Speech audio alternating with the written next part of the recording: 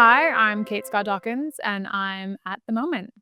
We have created a future of advertising intelligence framework that is really seeking to understand what capabilities the ad sellers of the future are going to have. One of the other things I am super excited about this year, and we sort of gave a teaser in the December year-end report, but we're doing a much fuller launch at CES. Now we have created a future of advertising intelligence framework that is really seeking to understand what capabilities the ad sellers of the future are going to have in order to exist and compete in this new AI era of advertising. So that includes things like what data assets do they have, their processing, how well do they use AI and prediction algorithms to take those data assets and match brands and consumers. What kind of distribution do they have? Do they own hardware and the social layer, or just one or the other? How good is their commerce and monetization layer? And finally, do they have their own media? Is it exclusive? What do they have IP to in terms of content?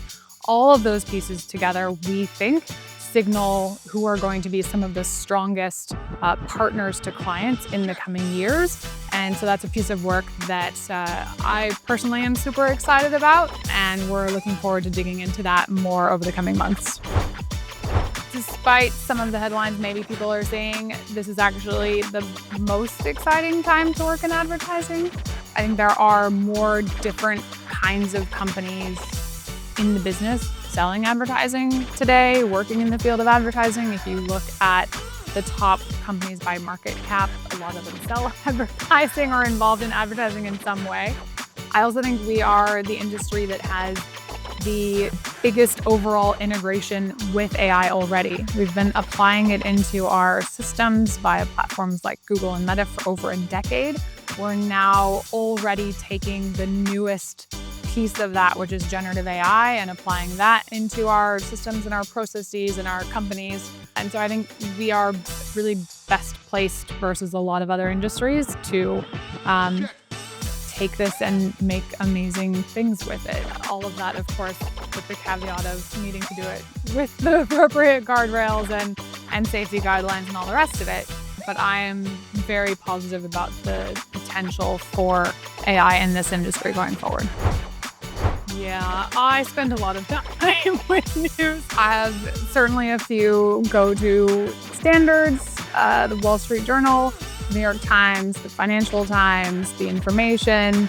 In addition to the industry trade press, I really try to keep up with world news, things like Semaphore, because so much of what we're looking at depends on GDP growth in a certain country. We always, when we do our forecasts, it'll matter that the market had a major flood and that's impacting advertising, or elections in various markets, not just the US. So all of that feeds into the information that we are taking and layering on top of marketing and advertising revenue data as well.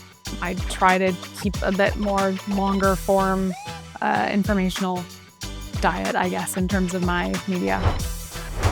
Stay open to and take any opportunity you get. I've always tried to follow that advice. The opportunity to go work in Hong Kong for a time, the opportunity to do this project that you've never done before and figure it out.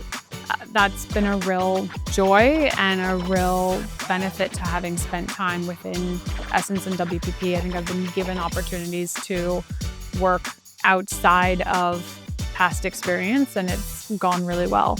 And all of that you take and you apply to projects and questions later in life, right? So everything is a benefit.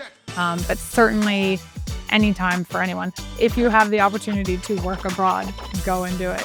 Absolutely. That's the number one piece of advice I would give to any young person. Right now, we are going through a home remodel, and so it's probably the crossed fingers. Just hoping that everything finishes on time and everything comes together. Fun fact, speaking of world languages, my husband is South African. Did you know that in South Africa they say holding thumbs, but there's no emoji for that yet, so crossed fingers. God, no. Know your lane. That's not I do not sing karaoke. That is, I will throw my hat in the ring for a lot of things. Any kind of sport or parlor game you want to play, I am there, but not singing.